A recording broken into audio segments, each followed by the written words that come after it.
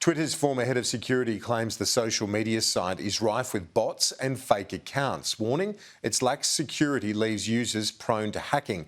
These are accusations Twitter denies. Let's get some analysis. I'm joined by Catherine Manstead from ANU, also Director of Cyber Intelligence at Cyber CX. Catherine, thanks for your time. How concerning is this story via quite an extraordinary whistleblower at Twitter? So you're right, Kieran. We've had a whistleblower who was a former very senior executive at Twitter come up with some wide-ranging allegations. And it's important to note they're allegations and they haven't been fully tested at this point, but ranging from the security of users, the security of computers at Twitter themselves, through to the volume of bots or fake inauthentic accounts that are using the Twitter service. It all comes, of course, after the number of bots on Twitter was quite a contentious matter during the failed acquisition by Elon Musk of Twitter, where the CEO of Twitter came out and said only 5% or less of user accounts on Twitter were bots.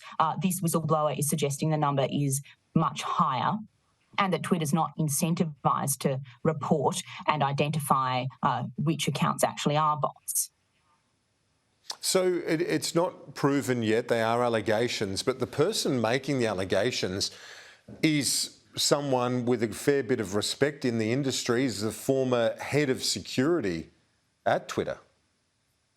Well, that's right. And they are being taken quite seriously. For instance, the powerful US Intelligence Committee in the US has booked in a meeting to discuss these allegations and to find out more. So I think there's certainly something that the US government is taking seriously. I'd expect the Australian government as well to take a serious look at these allegations and to look into claims around security and around inauthentic accounts. We know inauthentic accounts on platforms like Twitter, but not only Twitter, are often used for pretty nefarious purposes, whether that's scams online, whether that's nation states like Russia and China harnessing those bot networks to push disinformation and fake news and interfere in democratic politics. So it's a pretty serious matter, and it's one, of course, that would deeply affect the users and the business model of Twitter. I think what it does show is that inherent tension between the business model of these social media giants and their roles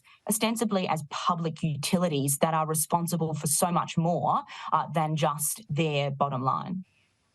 And if the allegations stand up, the thing that jumps out at me from this story, Catherine, is the apparent chaos within the company.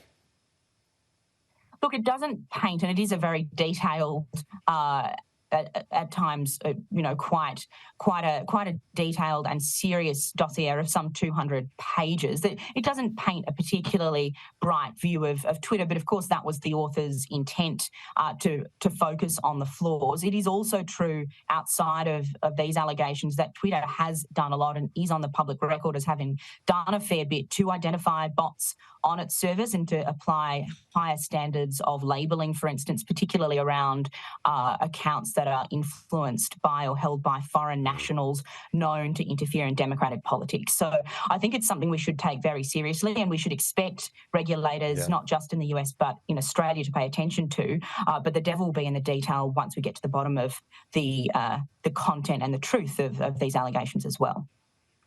Catherine Manstead from ANU and Director at Cyber Intelligence firm Cyber CX. Thanks so much. Appreciate it. Thanks, Kieran.